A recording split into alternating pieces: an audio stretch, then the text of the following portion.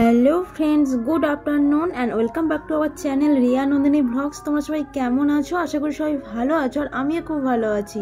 আজকের ব্লগটা স্টার্ট করলাম আমার কাজের সাইড থেকে। তো তোমরা দেখে বুঝতেই পারছো যে আমি শোরুমে চলে এসেছি, আর এখন বাজছে বেলা 1:30 মতো। তো এখন থেকে তোমাদেরকে সঙ্গে নিয়ে আমি আমার ব্লগটা স্টার্ট করলাম। আর দেখো, আজকে আমাদের শোরুমে প্যাটেক্স লাগানোর কাজ চলছে। তো অর্ধেকটা হয়েছে, অর্ধেকটা এখনো পর্যন্ত কমপ্লিট হয়নি। তো সেই কাজগুলো দেখো কমপ্লিট করছে, মিস্ত্রিরা এসছে।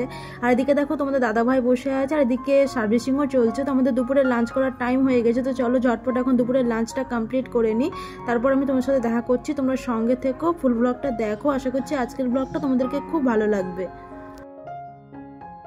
আর ঘন্টাখানেকের মধ্যে আমরা দুপুরের লাঞ্চটা কমপ্লিট করে ফেলেছি। আর নিচে দেখো একটা গাড়ির কাজ চলছে। তো সেই গাড়িটার অনেক রকম প্রবলেম ছিল। তো দেখো সমস্ত পার্টস এখন খুলে সেগুলো রং করা হচ্ছে।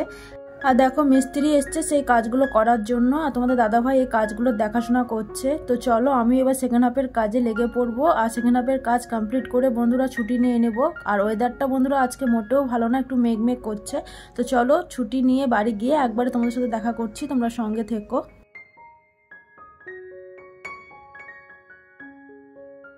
আর বন্ধুরা ঘন্টাখানেকের মধ্যে দেখো ফাইনালি এখন চলে এসেছি বাড়ি। আর নিজে একটু চাটা খেয়ে ফ্রেশ হয়ে নিয়েছিলাম, আর মেয়েকে ওইদিকে খাইয়ে দিয়েছি।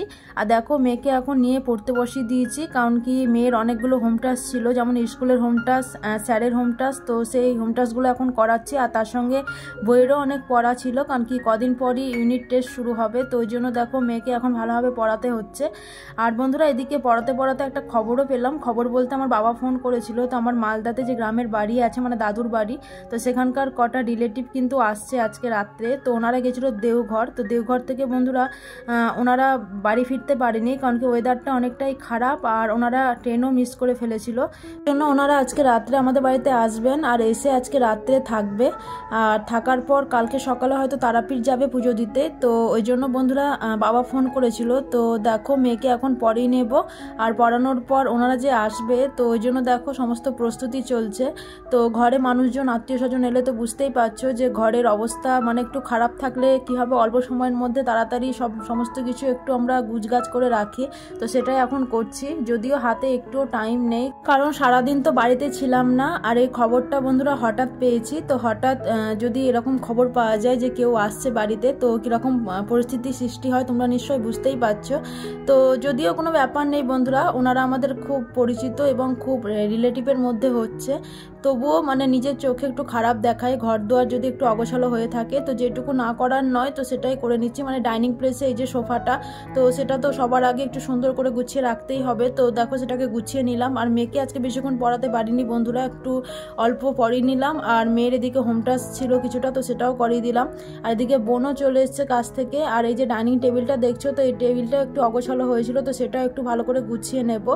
তো তোমরা সঙ্গে থেকো, ফুল ব্লগটা দেখো। আশা করছি আজকের ব্লগটা তোমাদেরকে খুব ভালো লাগবে। আর বন্ধুরা এই যে ব্লগটা তোমরা দেখছো, তো সেটা মোটামুটি 2-4 দিন আগেকার ব্লগ আমি শ্যুট করে রেখেছিলাম, কিন্তু টাইমের অভাবে এডিটিং করতে পারিনি। তো যেদিন আমি এডিটিং করি তো সেদিন ছিল সোমবার। তো আমাদের এখানে বন্ধুরা শিবচর্চা হয়। তো শিবচর্চার জন্য বন্ধুরা একটু আওয়াজ হচ্ছে, তো আমার ব্লগটা এডিটিং করতে একটু ডিস্টার্ব হচ্ছে। তো তোমরা একটু দয়া করে দেখে নিও। তো আমার হাতে কোনো উপায় ছিল না, তো আমি এরকমভাবে এডিটিংটা করে ফেললাম। তো তোমরা দয়া করে একটু দেখে নিও ঠিকঠাক করে। আর দেখো জলের যে বোতলগুলো ছিল, তো সেগুলো খালি হয়ে গেছিলো। তো সেগুলো আমি জল ভর্তি করে রেখে দিলাম, কারণ কি ওনারা এসে হয়তো জল টল খাবেন। তো ওনারা আসুক, তারপর আমি তোমাদের সাথে আমি দেখা করাচ্ছি। তো তোমরা সঙ্গে থেকো। আর ফাইনালি ঘন্টাখানিকের মধ্যে দেখো বন্ধুরা ওনারা সব চলে এসছে। তো ওনারা আসাতে মনটা অনেকটাই খুশি, কারণ কি কারোর সাথে সেরকমভাবে দেখা হয় না। আর কাজের মাঝখানে বন্ধুরা যদি ঘরে আত্মীয় স্বজন আসে তাহলে মনটা কিন্তু অনেকটাই খুশি হয়। আর দেখো ফাইনালি সবাই খেতে বসে গেছে এখন। আর আজকে রাতের বন্ধুরা ডিনারে ছিল আলু সিদ্ধ ভাত, আর তার সঙ্গে ডাল সিদ্ধ, কারণ কি ওনারা যেহেতু পুজো দিয়ে এসছেন তাই ওনারা আমিষ খাবেন না।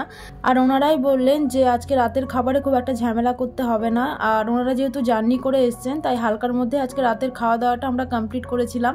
তবে কি বলতো, খুব এনজয় হয়েছিল খাওয়া দাওয়া করতে গিয়ে। আর তারপর দেখো এখন সবাই মিলে আমরা এখন শুয়ে পড়বো। আর বন্ধুরা যেহেতু অনেকটা লোকজন ছিল তাই কিন্তু 3টে বেডরুমেও বিছানা করে কিন্তু জায়গা হয়নি, লাস্ট পর্যন্ত ডাইনিংও বিছানা করতে হয়েছিল। আর আদার্স যে বেডরুমগুলো ছিল তো সেগুলোতেও বিছানা করে দিয়েছিলাম। তো চলো এবার আমরা ঝটপট শুয়ে পড়বো, কারণ কি রাত অনেকটাই হয়ে গেছে। আর ফাইনালি বন্ধুরা আমরা একটু গল্প গুজব করে নিয়েছিলাম রাত্রে। আর তোমাদের সকলকে জানাই গুড নাইট। তো সকালে উঠে আবার তোমাদের সাথে দেখা করছি, তো ভিডিওটার সঙ্গে থেকো। আর বন্ধুরা রাত পেরিয়ে এখন হয়ে গেছে সকাল, তবে ওয়েদারের অবস্থা কিন্তু এখনও ভালো নেই, অনেকটাই হাওয়া দিচ্ছে আর তার সঙ্গে একটু চারিদিকটা মেঘমেঘ হয়ে আছে, জানি না আবার বৃষ্টি হবে কি না। তো চলো এবার ঝটপট বাসি কাজগুলো কমপ্লিট করে ফেলি। আর বাড়িতে যেহেতু লোকজন আছে তো একটু সকাল সকালই উঠতে হয়েছে। তো চলো একটু বাসি কাজগুলো কমপ্লিট করে নিই, তারপর তোমার সাথে আমি দেখা করছি, তোমরা সঙ্গে থেকো।